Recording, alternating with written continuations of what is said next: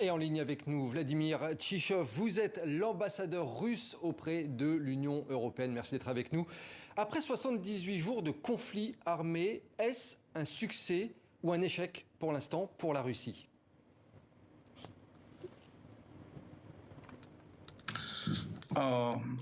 Тот факт, что специальная военная операция длится 78 дней, Cette наверное, opération слишком рано spéciale dure 78 jours, mais il est difficile de parler maintenant de l'achèvement de cette opération. Après tout, les forces armées russes travaillent très soigneusement et ne se précipitent pas. Nous ne sommes pas pressés parce que si l'armée russe agissait comme les Américains ou les militaires de l'OTAN, au jour d'aujourd'hui, il n'y aurait plus de questions ukrainiennes. Pour le moment, on porte des coups sur des cibles militaires, exactement comme l'a dit le président Poutine, pour assurer la sécurité des républiques du Donbass et démilitariser, dénazifier l'Ukraine. Donc, pour le moment, on peut parler de l'évolution positive de cette opération militaire spéciale. On vient de voir au début de ce journal, Vladimir Tchichov, ces deux soldats russes qui ont abattu de sang-froid deux civils ukrainiens. Vous condamnez ces actes ?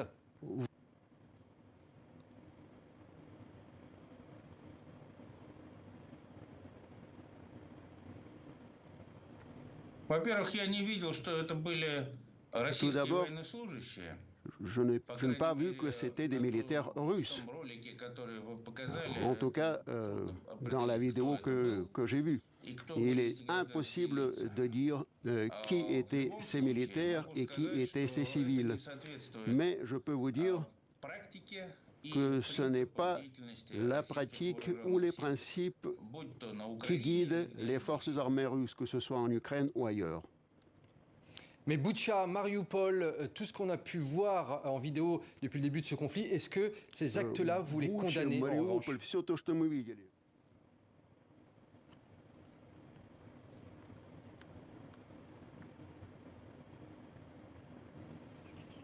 Est-ce que ce que vous avez vu à Boutcha, Mariupol, vous le condamnez jusqu'à maintenant ? Écoutez, c'était une provocation orchestrée par le régime de Kiev et je condamne cette falsification. Ce qui me gêne, ce qui me chagrine, c'est que cette provocation a été un véritable succès. Parce que tous les pays occidentaux, y compris les dirigeants les plus haut placés, ont mordu le hameçon. On voit tout de suite que c'est une provocation, sans parler de l'enquête, soit prétendue enquête qui est menée en ce moment. Maintenant, pour ce qui est de Mariupol, je voudrais vous rappeler que Mariupol, en 2014, quand les régions de Donetsk et de Lugansk dans le Donbass ont proclamé deux républiques, République populaire de Donetsk et République populaire de Lugansk, Mariupol a toujours fait partie de la région de Donetsk.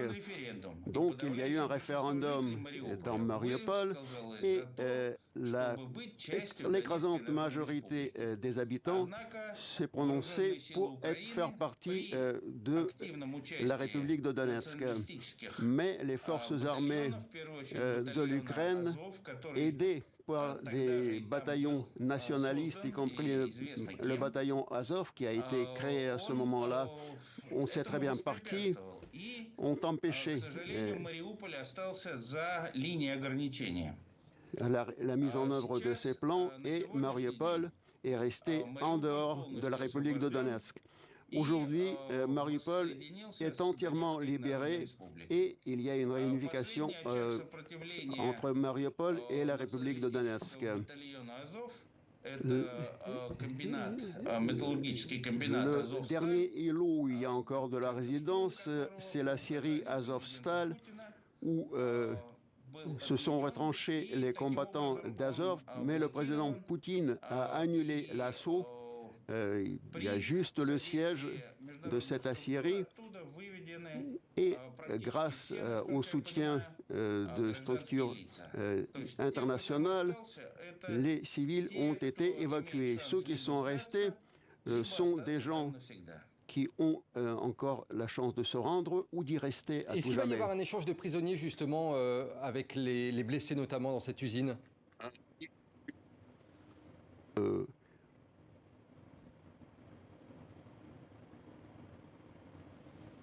Вы знаете, я не знаю, что будет конкретно на месте. Это решать соответствующим военным. Но могу сказать, что обмен, как правило, во всех конфликтах. Mais de toute manière, les échanges, quel que soit le conflit, ne concernent pas ceux qui sont entachés par le sang. Et j'ai toutes les raisons de penser, je ne dirais pas que tous, mais la plupart de ceux qui prétendent être les défenseurs d'Al-Syrie, d'Azov, font exactement partie de cette catégorie. Ils sont recouverts par le sang. Restez avec nous, Vladimir Tchichov. On va évoquer à présent... On va évoquer à présent une décision qui pourrait être historique si elle aboutissait. La Finlande et la Suède pourraient demander à entrer dans l'OTAN, alors que qu'est-ce que cela changerait si leur candidature était acceptée? Élément de réponse avec Oumi Diallo. Sous le titre « Adhésion de la Finlande à l'OTAN », les visages du président finlandais Sauli Niinisto et de la première ministre Sanna Marin s'affichent sur ce communiqué. Véritable révolution dans ce pays traditionnellement non aligné. Être membre de l'OTAN renforcerait la sécurité de la Finlande. La Finlande doit être candidate à l'adhésion à l'OTAN sans délai. Cette déclaration officielle marque un basculement pour cette ancienne colonie russe, contrainte à la neutralité par Moscou durant la guerre froide. Le Kremlin prévient, cette adhésion serait assurément une menace pour la Russie. Helsinki s'en défend et tacle son voisin. Pour nous, adhérer à l'OTAN ne serait contre personne. Si nous adhérions à l'OTAN, ma réponse à la Russie serait « C'est vous qui avez fait cela. Regardez-vous dans le miroir. » La Suède, elle aussi non alignée, entend également rejoindre l'OTAN. Car en cas d'agression, ces deux pays bénéficieraient de la protection militaire des autres États membres ainsi que de la dissuasion nucléaire. De leur côté, Helsinki et Stockholm apporteraient d'importantes capacités militaires à l'OTAN. La Finlande forme plus de 20 000 soldats par an et peut compter sur une armée en temps de guerre de 280 000 militaires et 600 000 réservistes. Une force sans commune mesure en Europe. D'ici 2026, le pays compte augmenter de 40% son budget de la défense. L'armée suédoise, elle, compte environ 50 000 soldats et le service militaire y est obligatoire. Des troupes qui pourraient s'avérer utiles pour défendre les 1300 km de frontières supplémentaires en cas d'adhésion. Craignant une réaction de la Russie, les deux pays ont exigé des garanties de protection de l'OTAN pendant les mois nécessaires à l'étude de leur demande. Vladimir Tchichov, une réaction sur l'éventuelle entrée de la Finlande et de la Suède dans l'OTAN?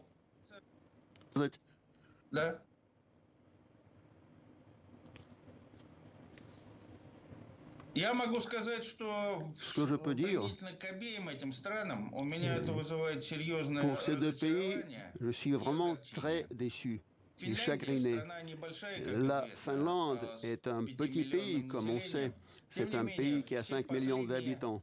Mais pendant des décennies, c'est un pays qui a été un pilier de l'architecture de sécurité en Europe. En 1975, je vous rappelle, il y a eu l'acte final d'Helsinki qui a été signé.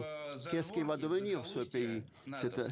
C'est un pays qui va être repoussé vraiment au fin fond de l'Europe, qui ne pourra plus prendre des décisions autonomes, décisions qui jusqu'à maintenant ont prédéterminé la sécurité en Europe. Pour ce qui est de la Suède, je suis encore plus déçu, car la Suède a été neutre pendant plus de 2 siècles. Et maintenant, qu'est-ce qu'on fait avec ces 2 siècles? Les dirigeants actuels sont prêts à jeter ces 2 siècles sous les roues de l'OTAN. Je suis vraiment chagriné. Une conséquence de l'opération militaire que vous menez actuellement?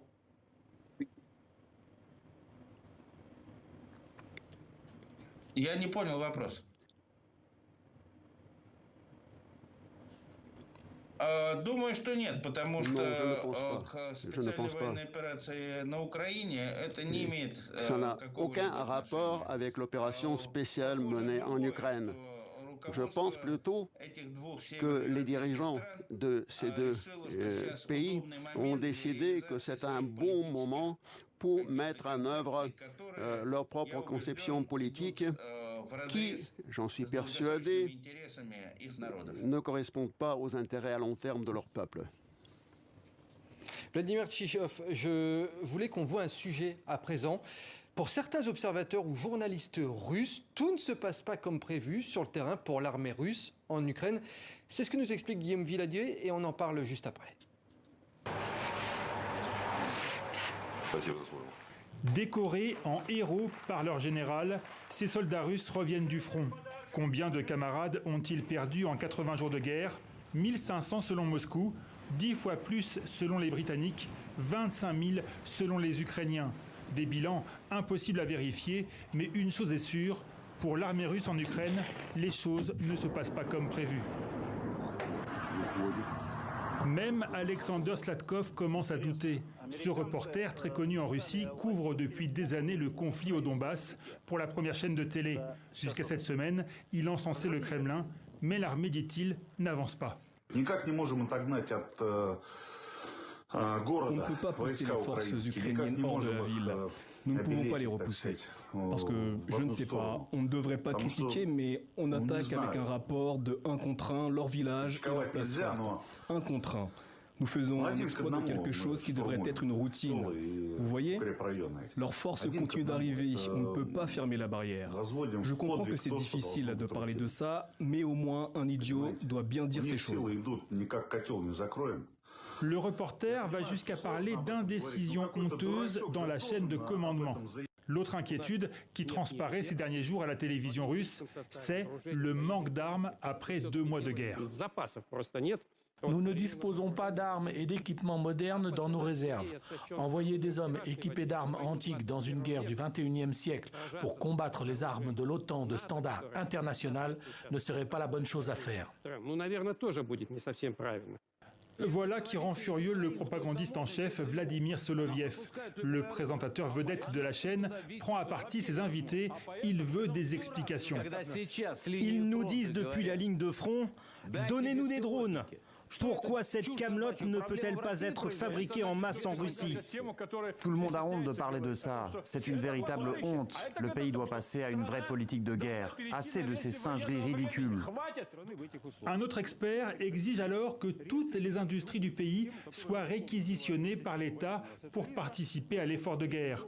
Le message est martelé à une heure de grande écoute.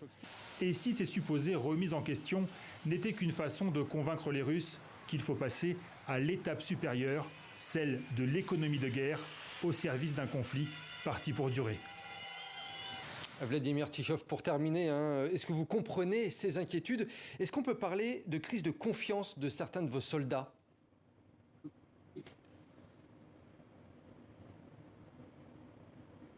Какие чувства? Я не понял. Quelle crise? Je n'ai pas très bien compris. La crise qu'on vient de voir, il y a certains observateurs russes ou journalistes qui mettent en avant effectivement certaines crises de confiance au sein de l'armée russe. Est-ce que vous l'entendez? Est-ce que c'est la remontée que vous avez du terrain? Est-ce que vous entendez aussi ces inquiétudes-là du terrain?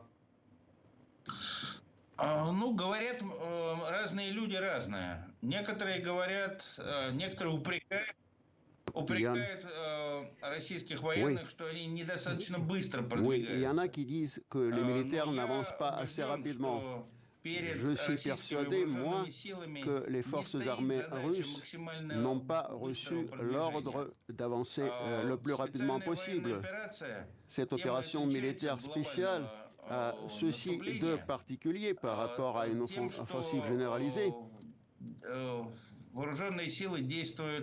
c'est que les forces armées font très attention. Ils font tout pour sauvegarder la vie des militaires et des civils. C'est la raison pour laquelle la vitesse de cette offensive n'est peut-être pas impressionnante, mais c'est très efficace. Je peux vous assurer que les forces armées ukrainiennes et les bataillons nationalistes qui se trouvent au sud-est du pays sont vraiment encerclés.